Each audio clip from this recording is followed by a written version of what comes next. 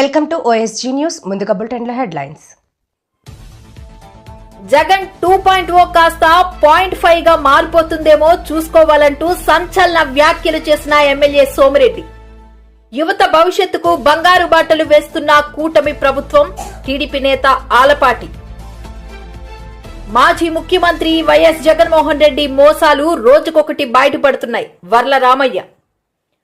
CID మాజీ chief Sunil Kumar పై తీవ్ర స్థాయిలో విరుచుకుపడిన రఘురామకృష్ణంరాజు. 9 నెలల తర్వాత బాబు షూరిటీ మోసం గ్యారంటీ జగన్మోహన్ రెడ్డి విమర్శలు. 151 సీట్లు పాయే, సొంత చెల్లి పాయే, తొందరలో పులివెందులా పాయే అనురాధ. ఎన్నికలకు ముందు సీఎం చంద్రబాబు ఇచ్చినవన్నీ అబద్ధపు హామీలు. విజయసాయిరెడ్డి రాజీనామాపై తొలిసారి స్పందించిన వైఎస్ జగన్. అనకాపల్లి జిల్లా ఎస్పీ కార్యాలయంలో 9వ విడత మొబైల్ రికవరీ మేళా. జగన్మోహన్ రెడ్డి తన రెండో వర్షన్ జగన్ 2.0 మొదలైందంటూ చేసిన వ్యాఖ్యలపై ఎమ్మెల్యే సోమిరెడ్డి చంద్రమోహన్ రెడ్డి స్పందించారు. జగన్ 2.0 కాస్త 0.5 గా మారిపోతుందేమో చూసుకోవాలంటూ సంచలన వ్యాఖ్యలు చేశారు. జగన్మోహన్ రెడ్డి లండన్ నుంచి దిగినట్టున్నాడు. ఇది పెట్టాడు క్యాప్షన్ 2O ప్రోగ్రామ్ అంట. ఇప్పుడు 2O programme YCP last version. ఆయన కార్యకర్తల గురించి మాట్లాడాడు. నువ్వు కార్యకర్తల గురించి పట్టించుకున్నావా? వ్యవస్థల్ని నాశనం చేశావు. ఒక మైనింగ్, ఒక R&B, ఒక పంచాయతీరాజ్, ఒక ఇరిగేషన్, మైనింగ్. నీ కాళ్ళ కింద మైనింగ్ శాఖ నలిగిపోయింది. ఇసుక దగ్గర నుంచి దోపిడీ, మైనింగ్ దోపిడీ. నువ్వు ప్యాలెస్లు కట్టుకున్నావు. ప్రజలు ఇక్కడ రాష్ట్రం నాశనం అయిపోయింది. నీ కాళ్ళ కింద నలిగిపోయింది. నువ్వు ఇప్పుడు కొత్త నాటకమా 2O అని చెప్పేసి తెరలేపుతావా? ఎవరు నమ్ముతారు నిన్ను అని అడుగుతున్నా నేను. ఈరోజు తెలుగుదేశం వచ్చింది, కాన్ఫిడెన్స్ వచ్చింది, కూటమి ప్రభుత్వం వచ్చింది. లక్షల కోట్ల పెట్టుబడికి ఇన్వెస్టర్స్ వస్తున్నారు. వాళ్ళు కూడా నీ ఓటోళ్ళని చూసి ఇంకా జగ్గుతున్నారు. ఇన్వెస్టర్స్ వస్తున్నారు, లక్షల కోట్లు. నీ పరిస్థితి ఏంది? లాస్ట్ 5 years ఏం చేసావు నువ్వు? నా జీవితంలో నా మీద క్రిమినల్ కేసు లేదు. మీ నాయన ఉన్నప్పుడు పాపం అసెంబ్లీలో బయట ఎదుర్కొంటే నా మీద కేసులు పెట్టలే. మా మీద పెట్టావు. చంద్రబాబు నాయుడు గారి దగ్గర నుంచి కార్యకర్తల దాకా జైలుకి పంపించావు. నువ్వు మాట్లాడతావా? ఈరోజు కార్యకర్తలు అంటే తెలుగుదేశం, ఒక ఎన్టీఆర్ ట్రస్ట్, ఒక స్కూల్, ఆ కార్యకర్తల బిడ్డల్ని ఉచితంగా చదివించడం, ఒక క్యాన్సర్ హాస్పిటల్, ఒక ప్రమాద బీమా. ఎప్పుడైనా పట్టించుకున్నావా నీ కార్యకర్తల గురించి? లోకేష్ బాబు ఈరోజు ఇంకా యాక్టివేట్ చేసాడు దాన్ని, ఆ ప్రమాద బీమా వీటన్నిటిని. నువ్వు ఏ రోజు ఏం పట్టి నువ్వు ప్యాలెస్లు కట్టించుకున్నావు. ఎన్ని ప్యాలెస్లు? ఎంత నీకు ఆ డబ్బు మీద మోజు. 29 ఎకరాల్లో ఎల్హంక, అక్కడ లోటస్ పాండ్, ఇక్కడ తాడేపల్లి, ఇక్కడ ఇడుపులపాయ, ఒక కడప, ఒక పులివెందుల. ఎన్ని లక్షల చదరపు అడుగులు మీ నలుగురికి. ఆఖరికి అక్క చెల్లి, తల్లి చెల్లిని కూడా దూరం చేసుకున్నవాడివి. నువ్వు మా సంగతి చూస్తావా? తెలుగుదేశం వాళ్ళ సంగతి చూస్తా. నీ సంగతి చూసుకో. నీ పార్టీ క్లోజ్ అయిపోకుండా చూసుకో. ఆ తర్వాత మా సంగతి. నీ ఇంపార్టెంట్ రైట్ హ్యాండ్, నీ ఏటు నిన్ను వదిలేశాడు. ఇంకా నిన్నెవరు నమ్మేది? నీతో కూడా 16 నెలలు జైల్లో ఉన్న ఏటు నిన్ను వదిలేశాడు. ఇంకెవరు నిన్ను పట్టుకొని ఎలాడేది? కానీ ఈ కథలు, ఈ బెదిరింపులు పక్కన పెట్టు. 2O ప్రోగ్రామ్ ఎవరిని వదిలిపెట్టను. ఏం చేస్తావు నువ్వు? కరెక్ట్ కాదు. యువత భవిష్యత్తుకు బంగారు బాటలు వేస్తున్న కూటమి ప్రభుత్వం అని టీడీపీ నేత అలపాటి రాజేంద్ర ప్రసాద్ అన్నారు. ఈ మేరకు ఆయన మీడియాతో మాట్లాడారు. ఇప్పటికి 3,46,000 పట్టభద్రులు ఓటర్లుగా నమోదవటం జరిగింది. ఈరోజు కూడా నమోదు చేసుకునే అవకాశం ఉంది. ఇంకెవరైనా పట్టభద్రులు ఓటర్లుగా నమోదు చేసుకోకపోయినట్లయితే నమోదు చేసుకోవాల్సిందిగా ఈ సందర్భంలో కోరుకుంటా ఉన్నా. ఈ రాష్ట్రం అభివృద్ధి చెందాలన్నా, ఈ రాష్ట్రం ప్రగతి వైపు పయనించాలన్నా కూటమి నాయకత్వాన్ని సమర్థించాల్సిన అవసరం, మద్దతు పలకాల్సిన అవసరం. ఈ ఎన్నికలో విజయాన్ని చేకూర్చి ఈ ఎన్నిక విజయం వల్ల మరొకసారి మద్దతు పలికామని చెప్పి ఒక మంచి సంకేతాన్ని ఇవ్వవలసిందిగా కోరుకుంటా ఉన్నా. మనందరికీ తెలుసు గత పాలన వల్ల ఏ రకమైనటువంటి నష్టం కష్టం జరిగింది, ఏ రకంగా ప్రజలు ఇబ్బంది పడ్డారు. అయినా కూడా ప్రతిపక్ష నేత ఒక ఆలోచన మారలేదు అని చెప్పి మనందరం కూడా గుర్తించాల్సిన అవసరం. వారు మాట్లాడే మాటలు మనం చూస్తూ ఉంటుంటే చాలా ఇబ్బందికరంగా ఉంది. ఎందుకంటే ప్రభుత్వంలో ఉన్నప్పుడు, ప్రభుత్వం పడిపోయిన తర్వాత ఏ రకంగా ప్రజలు అసహించుకున్నారో తెలిసిన తర్వాత అధికారంలో ఉన్నప్పుడు మాట్లాడినటువంటి మాటలు, అవమానించినటువంటి విధానం ప్రజల్ని మర్చిపోకముందలే మరలా అదే దిశలో ప్రయాణిస్తూ ఉన్నటువంటి జగన్మోహన్ రెడ్డి గారికి మరి ఆయన ఏమంటే, ఏ రకంగా మాట్లాడితే, ఏ మాటలతో సమాధానం చెప్తే ఆయన మారతాడో నాకైతే అర్థం కావట్లేదు. కానీ రాజకీయంలో విలువలు లేకుండా పయనిస్తున్నటువంటి ఏకైక వ్యక్తి నాకు తెలిసినంతవరకు ఈ 77 సంవత్సరాల్లో ఒక ముఖ్యమంత్రిగా పనిచేసినటువంటి వ్యక్తి ఈ రకంగా మాట్లాడే స్థాయికి దిగజారాడంటే నేను వేరేగా చెప్పాల్సిన అవసరం లేదు. ఏమిటి, నేను ఇప్పుడు దాకా ఒకలాగా ఉన్నాను, ఇప్పుడు రెండులాగా ఉంటానంటే నువ్వు ఎప్పుడు ఏ రకంగా ఉన్నావు? నువ్వు దాదాపు 16 నెలలు పైన జైల్లో ఉండొచ్చినటువంటి ముద్దాయివి. బెయిల్ మీద కొనసాగినటువంటి మాజీ ముఖ్యమంత్రి వైఎస్ జగన్మోహన్ రెడ్డి మోసాలు రోజుకొకటి బయటపడుతున్నాయని టీడీపీ పోలిట్ బ్యూరో సభ్యులు వర్ల రామయ్య ఆరోపించారు. పేద ప్రజల సొమ్మును కొట్టేయడంలో జగన్ పీజీ చేశారని విమర్శించారు. టీడీపీ కార్యాలయంలో ఆయన విలేకరులతో మాట్లాడారు. జగన్మోహన్ రెడ్డి గారి పరిపాలన,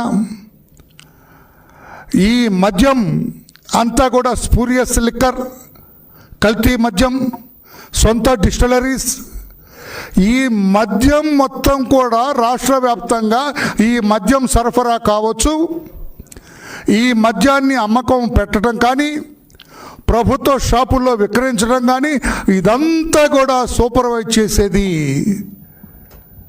చిత్తూరు జిల్లా పెద్ద మనిషి కొడుకు. చిత్తూరు జిల్లా పెద్ద మనిషి ఎవరు? ఇక అందులో దాపరికమేముంది?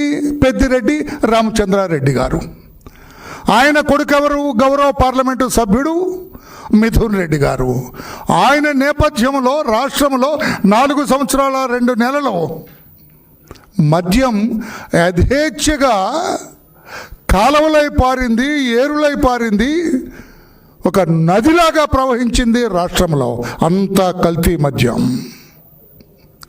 నంగనాచిలాగా కబుర్లు చెబుతున్నారు,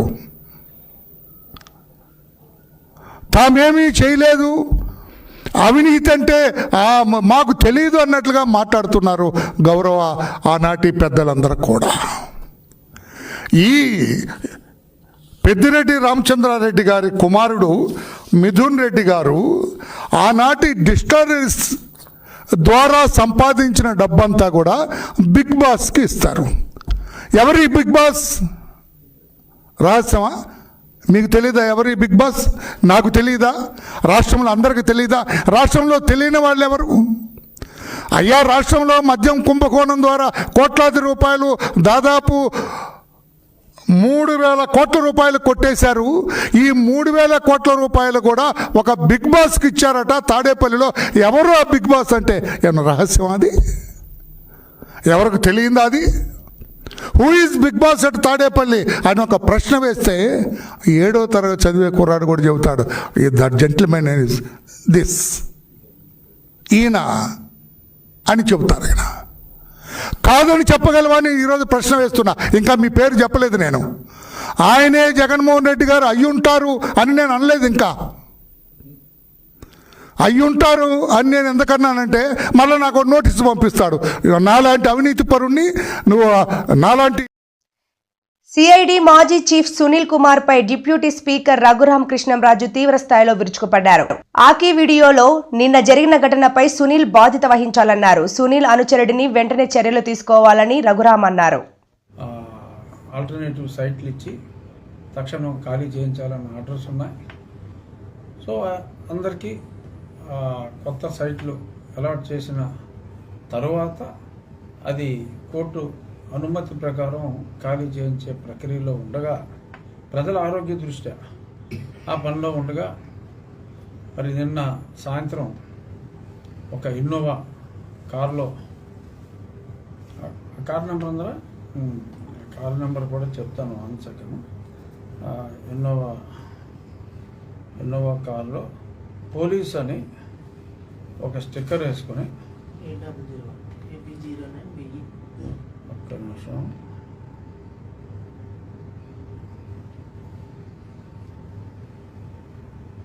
ఇదిగో మీరు కొంచెం ఫోకస్ చేయగలిగితే పోలీస్ అని ఉంది పైన, AP09 BE8001, అది కూడా 9 టోటల్ వచ్చేలాగా పెట్టుకున్నారు. పైన పోలీస్ అని ఉంది. సో ఇందులో మరి కొద్దిమంది వ్యక్తులు రావటం, మున్సిపల్ ఆఫీస్ దగ్గరికి వెళ్ళి గొడవ చేయటం, ఇవన్నీ జరిగాయి. సో తెరా ఎవరు పోలీసులు వచ్చి మున్సిపాలిటీ దగ్గర గొడవ చేయటం ఏంటి, వీళ్ళేం పోలీసులు అని చెప్పి ఎంక్వైరీ చేస్తే పివి సునీల్ కుమార్కి ఒక సంస్థ ఉంది. సరే, గతంలో ఎన్నోసార్లు నేను లేఖ రాశాను. మరి ఎందుకనో అతను ఇలా పబ్లిక్గా సర్వీస్ రూల్స్ని ఓపెన్గా వైలేట్ చేసి విచ్చలవిడిగా సర్వీస్ రూల్స్ అన్నీ వైలేట్ చేస్తాయి. మరి తోటి ఐపీఎస్ ఆఫీసర్లు నివ్వెరిపోయేలాగా మరి ఇతను ఒక సంఘ సంస్కర్తలాగా బాబాసాహెబ్ అంబేద్కర్ గారి ఫోటో పక్కన ఇతడు ఫోటో వేసుకుని మరి చాలా స్పీచ్లు ఇస్తున్నాడు, మతాల మధ్య చిచ్చు పెడుతున్నాడు. మరి కూటమి సర్కార్ అధికారంలోకి వచ్చి 9 నెలలు అవుతోందని, బాబు ష్యూరిటీ భవిష్యత్ గ్యారంటీ అని ప్రచారం చేశారని, 9 నెలల తర్వాత బాబు ష్యూరిటీ మోసం గ్యారంటీగా మారిందని జగన్మోహన్ రెడ్డి విమర్శించారు. బటన్ నొక్కడం పెద్ద పనా అని ఆ రోజు మాట్లాడారని, ముసలోళ్లు కూడా బటన్ నొక్కుతారంటూ తమపై విమర్శలు చేశారన్నారు. ఎన్నికల వేళ చెప్పిన ప్రతి మాట, ఆ మేనిఫెస్టో అంటూ తాను రిలీజ్ చేసిన మేనిఫెస్టోలో తాను చెప్పిన మాటలు, ఎన్నికల వేళ బటన్ నొక్కడం అయితే ఏముంది, అదేం పెద్ద పనా, ముసలావిడ కూడా బటన్ నొక్కుతుంది అన్నాడు. అప్పట్లో నా చంద్రాయుడు ముసలావిడ కూడా కుర్చీలాక్ ముసలావిడ కూడా బటన్ నొక్కుతుంది, అదేమన్నా బటన్ నొక్కడం గొప్ప సంగతి అని చెప్పి అన్న సందర్భాలు మనం చాలా చూసాం.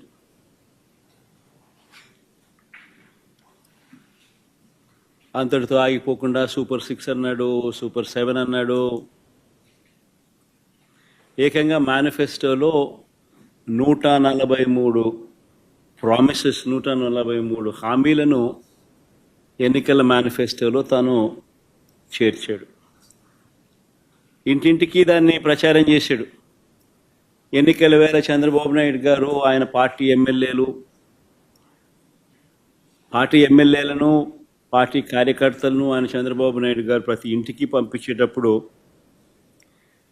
ఆ ఇంటికి వెళ్ళి ఆ ఇంట్లో చంద్రబాబు నాయుడు గారు మన మాటలు బహుశా ఎప్పటికీ కూడా ఎవరు కూడా మర్చిపోరేమో. చిన్నపిల్లలు కనపడితే నీకు 15,000, నీకు 15,000, నీకు 15,000. ఆ చిన్నపిల్లల తల్లులు కనపడితే నీకు 18,000, నీకు 18,000, నీకు 18,000. ఆ తల్లులు, ఆ పిన్నమ్మలు, ఆ తల్లుల అత్తలు, వాళ్ళ అమ్మమ్మలు, అంటే ఆ అమ్మలు, ఆ తల్లుల అత్తలు, వాళ్ళు కనపడితే మీకు 50 ఏళ్ళు నిండాయి కదా, మీకు 48,000, నీకు 48,000, నీకు 48,000, నీకు 48,000. ఇంట్లో నుంచి 20 ఏళ్ళ పిల్లాడు బయటకు వస్తే నీకు 36,000, నీకు 36,000, నీకు 36,000. ఇంట్లో నుంచి రైతు కనిపిస్తే, కండువా వేసుకుని రైతు కనిపిస్తే నీకు 20,000, నీకు 20,000, నీకు 20,000. ఇది రొటీన్గా మనకు 151 సీట్లు పాయే, సొంత చెల్లి పాయే, తొందరలో పులివెందల పాయే అని శాసన మండలి చీఫ్ విప్ పంచుమర్తి అనురాధ అన్నారు. ఈ మేరకు ఆమె మీడియాతో మాట్లాడుతూ, చంద్రబాబు నాయుడు గారిని ఏకవచనంతో మాట్లాడటం అనేది, డూ అని ఉపయోగిస్తూ మాట్లాడటం అనేది మేము చాలా తీవ్రంగా ఖండిస్తూ ఉన్నాం. ఇకపోతే విలువల గురించి, విశ్వసనీయ గురించి, విధ్వంసాల గురించి,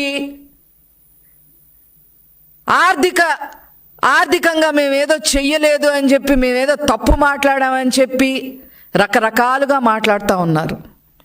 వాటన్నిటికి కూడా సమాధానం చెప్పడం కోసమే ఈరోజు రాష్ట్ర ప్రజల ముందుకి మేము రావడం జరిగింది. ఒక రకంగా చెప్పాలి అని అంటే, మొదట మాట్లాడితే ఆర్థిక ఉగ్రవాది అయిన ఈ జగన్మోహన్ రెడ్డి ఆర్థిక వ్యవస్థ గురించి మాట్లాడటం చాలా విడ్డూరంగా ఉంది అని చెప్పి ఈ సందర్భంగా తెలియజేస్తా ఉన్నాం. లక్షల కోట్లు లూటీ చేసి 31 క్రిమినల్ కేసులు నెత్తి మీద పెట్టుకొని దేనికి కూడా ప్రజలకి సమాధానం చెప్పే పరిస్థితిలో ఉండి ఇతను విశ్వసనీయత గురించి, విలువల గురించి మాట్లాడటం చాలా ఆక్షేపణీయంగా ఉంది అని చెప్పి ఈ సందర్భంగా నేను తెలియజేస్తా ఉన్నాను.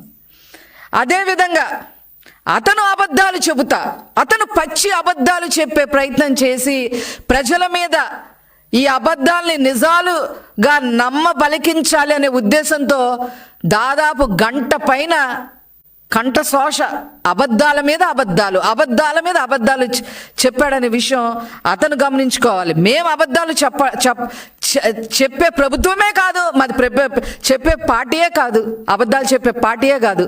అది మీరు గమనించుకోవాలి. మాట్లాడితే మీడియాని దొంగల ముఠా అని. ఎన్నికలకు ముందు సీఎం చంద్రబాబు ఇచ్చినవన్నీ అబద్ధపు హామీలు అని జగన్ విమర్శించారు. ఎన్నికల ముందు బటన్ నొక్కడం గొప్ప అని ఎద్దేవా చేశారు. హామీలు అమలు చేయకపోతే చొక్కా పట్టుకోమన్నారు. ఇప్పుడు ఎవరి చొక్కా పట్టుకోవాలి అని ప్రశ్నించారు. అంటే బాబు షూరిటీ, మోసం గ్యారంటీ. ఇది ఈ 9 నెలల కాలంలో ఇప్పుడు మనందరికీ కనిపిస్తా ఉన్న ఫ్రేజ్.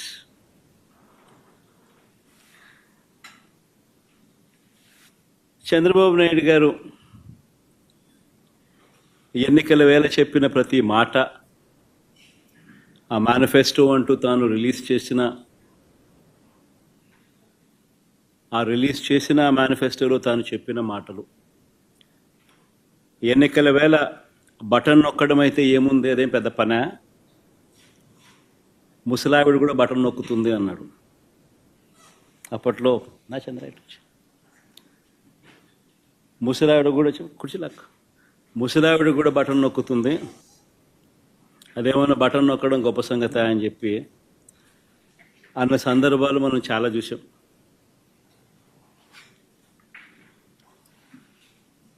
అంతటితో ఆగిపోకుండా సూపర్ 6 అన్నాడు, సూపర్ 7 అన్నాడు. ఏకంగా మేనిఫెస్టోలో 143 ప్రామిసెస్, 143 హామీలను ఎన్నికల మేనిఫెస్టోలో తాను చేర్చాడు. ఇంటింటికి దాన్ని ప్రచారం చేశాడు. ఎన్నికల వేళ చంద్రబాబు నాయుడు గారు ఆయన పార్టీ ఎమ్మెల్యేలను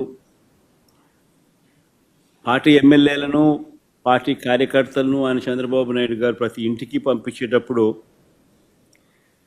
ఆ ఇంటికి వెళ్ళి ఆ ఇంట్లో చంద్రబాబు నాయుడు గారు మన మాటలు బహుశా ఎప్పటికీ కూడా ఎవరు కూడా మర్చిపోరేమో. చిన్నపిల్లలు కనపడితే నీకు 15,000, నీకు 15,000, నీకు 15,000. ఆ చిన్నపిల్లల తల్లులు కనపడితే నీకు 18,000, నీకు 18,000, నీకు 18,000. ఆ తల్లులు, ఆ పిన్నమ్మలు, ఆ తల్లుల అత్తలు, వాళ్ళ అమ్మమ్మలు, అంటే ఆ అమ్మలు, ఆ తల్లుల అత్తలు, వాళ్ళు కనపడితే మీకు 50 ఏళ్ళు నిండాయి కదా, మీకు 48,000, నీకు 48,000, నీకు 48,000, నీకు 48,000. ఇంట్లో నుంచి 20 ఏళ్ళ పిల్లాడు బయటకు వస్తే నీకు 36,000, నీకు 36,000, నీకు 36,000. ఇంట్లో నుంచి విజయసాయిరెడ్డి రాజీనామాపై వైఎస్ జగన్ తొలిసారి స్పందించారు. మాకు 11 మంది రాజ్యసభ ఎంపీలు ఉంటే సాయిరెడ్డితో కలిపి ఇప్పటి వరకు 4 వెళ్లిపోయారు. అయినా వైసీపీకి ఏమీ కాదు. రాజకీయాల్లో క్యారెక్టర్ ముఖ్యం. అది సాయిరెడ్డికైనా, ఇప్పటి వరకు పోయిన వారికైనా, ఇంకా ఒకరో ఇద్దరు వెళ్లే వాళ్ళకైనా అదే వర్తిస్తుంది. లేకుండా డిస్పర్స్ చేసిన ప్రభుత్వం వైఎస్ఆర్. అంత గొప్పగా మా ప్రభుత్వం గురించి చెప్తాం. చంద్రబాబు నాయుడు ఎందుకు చేయలేకపోతా ఉన్నాడు? ఎందుకు బటన్ నొక్కలేకపోతా ఉన్నాడు? ఎందుకంటే బటన్ నొక్కితే ఏం రాదు కాబట్టి. అందుకే నేను బటన్ నొక్కలేకపోతున్నాను. డబ్బు మీద వ్యామోహం లేదు కాబట్టి, పేరు మీద కాంక్ష ఉంది కాబట్టి, చరిత్రలో నిలబడిపోవాలన్న తపన ఉంది కాబట్టి, ప్రతి ఇంట్లో నా ఫోటో ఉండాలన్న ఆరాటం ఉంది కాబట్టి 2,73,000 కోట్ల రూపాయలు బటన్ నొక్కిన డీబీటీ. లంచం లేని పాలన ఎక్కడైనా జరిగింది అంటే వైఎస్ఆర్సీపీ ప్రభుత్వ హయాంలో అని చెప్పి గర్వంగా గొప్పగా కూడా చెప్పగలుగుతాం.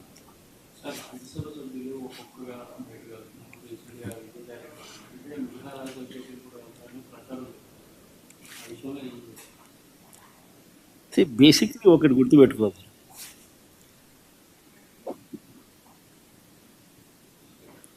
పదకొండు మంది మాకు రాజ్యసభ సభ్యులు ఉన్నారు. పోయిన వాళ్ళు ఎంత? 3 పోయినారు. సాయిరెడ్డితో కలుపుకుంటూ 4 బేసిక్లీ పోయే ప్రతి ఒక్కరికి కూడా నేను ఒకటే మాటే చెప్తా, రాజకీయాలలో ఉన్నప్పుడు క్యారెక్టర్ ఉన్నాను, క్రెడిబిలిటీ అనే పదానికి అర్థం తీసుకున్నాను. రాజకీయాలలో ఉన్నప్పుడు కాలర్ ఎగరేసుకొని చెప్పాలి, ఫలానోడు మా నాయకుడు అని. అది ముఖ్యమంత్రి అయినా సరే, ఎమ్మెల్యే ఎంపీ అలాంటి ఆయనైనా సరే, ఎమ్మెల్యే అయినా ఇలాంటి అయినా సరే, ఎవరి గురించి అయినా కానీ ఇట్లా గొప్పగా చెప్తాం.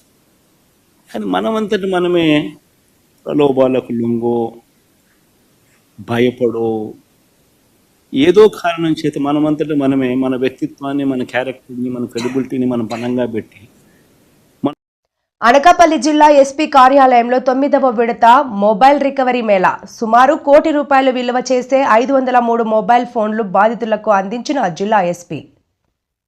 District police 503 mobile phones recover చేసుకున్నారు. ఈ 503 మొబైల్ ఫోన్స్కి విక్టిమ్స్కి ఆర్ మిస్సింగ్ ఎవరెవరు మిస్ చేశారో ఈ మొబైల్ ఫోన్స్ వాళ్ళకి ఈరోజు హ్యాండ్ ఓవర్ చేసుకుంటున్నాము. Total 503 mobile phones, approximate value 1 crore. ఇది మన 9th phase of mobile phone recovery Mela, 9th time మనం పెడుతున్నాము. 2022లోనే స్టార్ట్ చేయడం జరిగింది. ఈ టైం మనం మ్యాక్సిమం మొబైల్ ఫోన్స్ రికవర్ చూసి హ్యాండ్ ఓవర్ చేసుకుంటున్నాము. ఇన్ టోటల్ 4,500 కంప్లైంట్స్ మనకి ఇప్పుడు వరకు రిసీవ్ అయింది. ఇందులో 2,711 మొబైల్ ఫోన్స్ ఇప్పుడు వరకు ఇంక్లూడింగ్ దిస్ డేట్ రికవర్ చేసి ఈ విక్టిమ్స్కి ఇవ్వడం జరిగింది. Total approximate value is around 4.07 crores. ఈ 503 మొబైల్ ఫోన్స్ మన IT core team along with CCS team బాగా కష్టపడి ఫ్రమ్ ఆంధ్రప్రదేశ్, తెలంగాణ, తమిళనాడు, ఛత్తీస్గఢ్, మహారాష్ట్ర అక్కడ వరకు వెళ్ళి అది రికవర్ చేయడం జరిగింది.